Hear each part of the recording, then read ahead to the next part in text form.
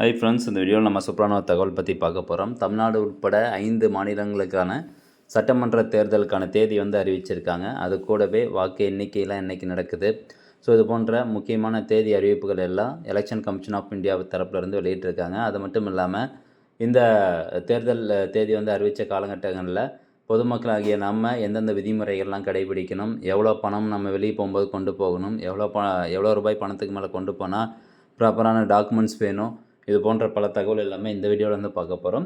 இந்த தகவல் முடிஞ்சவங்க நிறைய பேருக்கு ஷேர் பண்ணுங்கள், நிறைய பேருக்கு யூஸ்ஃபுல்லாக இருக்கும். ஓகே, இப்போது எலெக்ஷன் கமிஷன் ஆஃப் இந்தியா தரப்புலேருந்து வெளியிட்டாங்க. ப்ரெஸ் ரிலீஸ் இன்றைக்கி 4 மணிக்கு வெளியிட்டாங்க. அதுக்கான காப்பி தான் இன்றைக்கி நீங்கள் பார்த்துட்ருக்கீங்க. 15 மார்ச் 2026 மொத்த சட்டமன்ற தொகுதி தமிழ்நாடு பொறுத்த வரைக்கும் எல்லாத்துக்கும் தெரிஞ்சது தான். Total number of assembly constituency சட்டமன்ற தொகுதி வந்து 234. Reserved for SC 44, reserved for ST 2 தொகுதி. தென் நெக்ஸ்ட் முக்கியமாக அப்படியே ஒவ்வொரு ரூல்ஸும் நம்ம பார்த்துட்டு அப்படியே போயிடலாம். இப்போது மொத்தம் எத்தனை வாக்காளர்கள் இருக்காங்க தமிழ்நாட்டை பொறுத்த வரைக்கும்? 5,67,780 வாக்காளர்கள் இருக்காங்க. அதில் சர்வீஸ் ஓட்டர்ஸ் அப்படின்னு பார்க்கும்போது 67,056 வாக்காளர்கள் இருக்காங்க. மொத்தமாக 5,67,74,436 வாக்காளர்கள் வந்து இருக்காங்க. ஸோ யங் எலெக்டர்ஸ் அப்படின்னு பார்க்கும்போது, அதாவது 18 to 19 வயசுக்குள்ளே இருக்கக்கூடிய வாக்காளர்கள் அப்படின்னு பார்க்கும்போது தமிழ்நாட்டில் தான் அதிகம். அதாவது 12,51,749 இளம் வாக்காளர்கள் வந்து இருக்காங்க. பிடபிள்யூடி வாக்காளர்கள், பர்சன் வித் டிசபிலிட்டி, ஸோ அவங்க எவ்வளோ இருக்காங்கன்னா தமிழ்நாட்டில் 4,63,398 வாக்காளர்கள். மூன்றாம் பாலினத்தவர்கள் வந்து 7,617 வாக்காளர்கள் இருக்காங்க.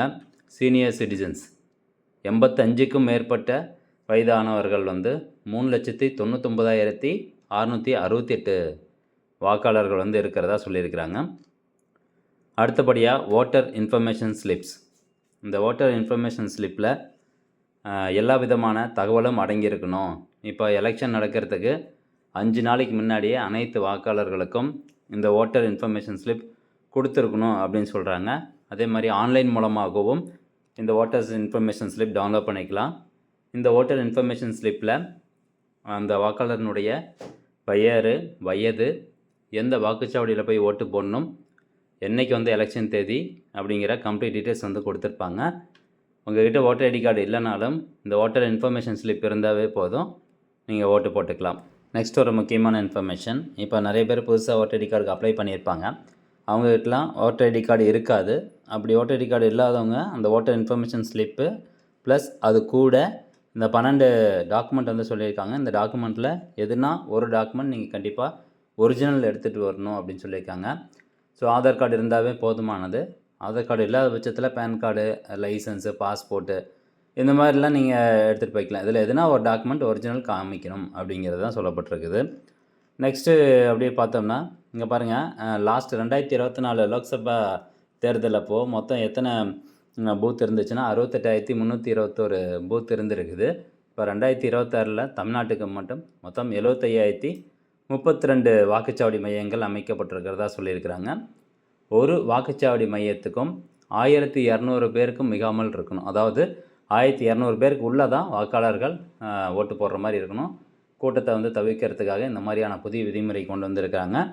ஒரு பூத்தில், அதாவது ஒரு வாக்குச்சாவடியில் 1,200 பேருக்குள்ளே தான் வாக்காளர்கள். அந்த லிஸ்ட்டு அப்படி தான் வந்து க்ரியேட் பண்ணியிருக்கிறாங்க. நெக்ஸ்ட்டு பார்த்திங்கன்னா எக்ஸ்பென்சஸ் சீலிங் லிமிட்டு சொல்லியிருக்கிறாங்க. கேண்டிடேட்ஸுக்கு வேட்பாளர்கள் எவ்வளோ செலவு பண்ணலாம் அப்படின்னா, தமிழ்நாட்டை பொறுத்த வரைக்கும் ஒரு வேட்பாளர் 40 லட்ச ரூபாய்க்கு மேலே செலவு பண்ணக்கூடாது.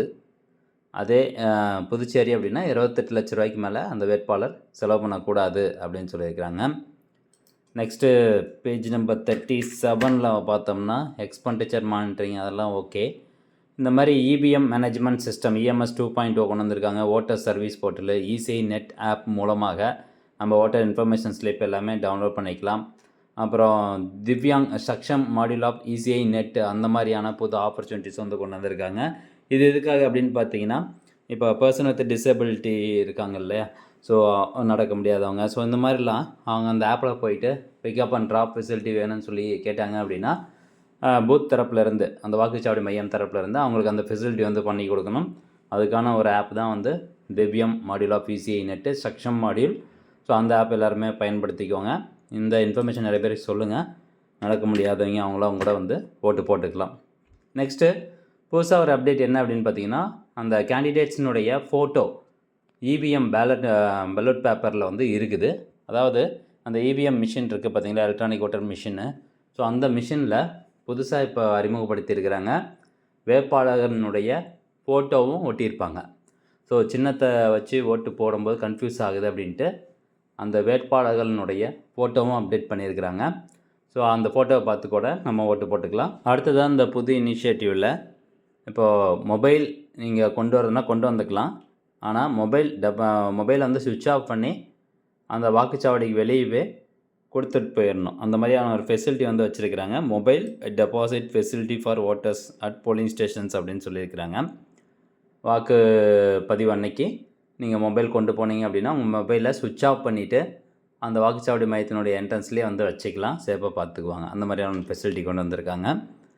ஒரு வாக்குச்சாவடி மையத்துக்கு 1200 பேருக்கு மேலே ஓட்டு போடக்கூடாது. மீன்ஸ் அந்த லிஸ்ட்லேயே 1200க்குள்ளே தான் இருக்கும். அந்த மாதிரியான ஒரு ஃபெசிலிட்டியும் இப்போ கொண்டு வந்திருக்கிறாங்க. ஓகே, இப்போது முக்கியமான தேதி வந்து பார்க்கலாம். இதுதான் ரொம்ப முக்கியம். ஸோ லீவ் சொல்கிறலாம் கூட வேலை செய்கிறீங்க லீவ் சொல்லிக்கலாம். முன்கூட்டியே வந்து இதெல்லாம் பார்த்து வச்சுக்கோங்க. நோட்டிஃபிகேஷன் வெளியிட்ட தேதி date of issue of gazette notification எப்போ வெளியிடுவாங்கன்னா 30/3/2026 அன்றைக்கி வெளியிடுறாங்க. Last date for making nominations வேட்பாளர்கள் நாமினேஷன் பதிவு பண்ணுறதுக்கான கடைசி தேதி April 6, 2026. Date for the scrutiny of nominations கடைசி தேதி வந்து 7, 4, 2026 சொல்லியிருக்காங்க. Last date for the withdrawal of candidatures என்னைக்கு லாஸ்ட் டேட் அப்படின்னா 9, 4, 2026. அதுக்குள்ளே வித்ட்ராவல் பண்ணுறீங்க பண்ணிக்கலாம். தேர்தல் தேதி என்றைக்கு அப்படின்னு பாருங்கள். தமிழ்நாடு பொறுத்த வரைக்கும் டேட் ஆஃப் போல் வந்து 23, 4, 2026 வியாழக்கிழமை எலெக்ஷனு. வாக்கு எண்ணிக்கை டேட் ஆஃப் கவுண்டிங் வந்து மே 4, 2026 அன்றைக்கி வாக்கு எண்ணிக்கை நடக்குது. Date before which election shall be completed அதாவது மே 6, 2026க்குள்ளார எலெக்ஷனுடைய எல்லா ப்ராசஸும் கம்ப்ளீட் ஆகிடணும் அப்படிங்கிறத சொல்லியிருக்காங்க. சட்டமன்ற தொகுதி 234 என்னென்ன தொகுதி அப்படிங்கிறதுக்கான லிஸ்ட்டும் வந்து கொடுத்துருக்காங்க. ஓகே, இதில் இப்போ நம்ம பொதுமக்களாகிய நம்ம இந்த எலெக்ஷன் ப்ராசஸ் அப்போது நம்ம ட்ராவல்லையோ அல்லது காரில் போகிறோம், பைக்கில் போகிறோம் அப்படின்னாவோ, ஒரு கல்யாணத்துக்கு போகிறோம் இல்லை ஒரு கல்யாண செலவுக்காக காசு எடுத்துகிட்டு போகிறோம் அப்படின்னா எவ்வளோ அமௌண்ட் வந்து கொண்டு போகலாம் அப்படின்னு பார்த்தீங்கன்னா, வித்தவுட் எவிடன்ஸ் அதாவது பில்லு அப்படி இல்லாமல் இல்லை பேங்க் ட்ரான்சாக்ஷன் ஸ்லிப் எதுவுமே இல்லாமல் வந்து பார்த்திங்கன்னா 50,000 ரூபா வரைக்கும் நீங்கள் அதிகபட்சம் பணத்தை எடுத்துகிட்டு போகலாம். இதே நீங்கள் 50,000 ரூபாய்க்கு மேலே பணம் எடுத்துகிட்டு போகிறீங்க அப்படின்னா அதுக்கான எவிடன்ஸ் கண்டிப்பாக உங்கள்கிட்ட இருக்கணும். இதை நீங்கள் எப்படி வந்து பணம் வித்ட்ராவல் பண்ணீங்களோ அதுக்கான எவிடன்ஸ் வந்து கண்டிப்பாக இருக்கணும். உங்களோட தான் அப்படி அந்த மணி அப்படிங்கிறதுக்கான எவிடன்ஸ் இருக்கணும். இப்போ நகை ஏதாவது கொண்டு போகிறீங்க அப்படின்னாலும் அதுக்கான பில் எல்லாமே ப்ராப்பராக வச்சுக்கோங்க. இப்போ வந்து விவசாயம் சார்ந்தவங்க அவங்களுடைய ஆடு மாடு இதெல்லாம் விற்றுட்டு பணம் எடுத்துகிட்டு போகிறாங்க அப்படின்னாலும் அதுக்கான ப்ரூஃப் ஏதாவது கண்டிப்பாக இருக்கணும் அப்படின்னு சொல்லியிருக்கிறாங்க. ஸோ அதனால் உங்களுடைய பணத்தை சேஃபாக ட்ராவலில் போகும்போது எடுத்துகிட்டு போங்க. இல்லைனா அவங்க நிறையா ப்ரூஃப் வந்து கேட்பாங்க. அதில் நிறைய சட்ட சிக்கல்கள்லாம் இருக்கும். ஸோ அதனால் அதிகபட்ச லிமிட் வந்து பார்த்திங்கன்னா 50,000 ரூபா. 50,000 ரூபாய்க்குள்ளே நீங்கள் பணம் எடுத்துகிட்டு போனீங்க அப்படின்னா எந்த ஒரு ப்ரூஃபும் காமிக்க தேவையில்லை. ஓகே ஃப்ரெண்ட்ஸ், இந்த தகவலை முடிஞ்சவங்க நிறைய பேர் ஷேர் பண்ணுங்கள். மீண்டும் அடுத்த ஒரு நல்ல பதிவில் சந்திக்கலாம். நன்றி, வணக்கம்.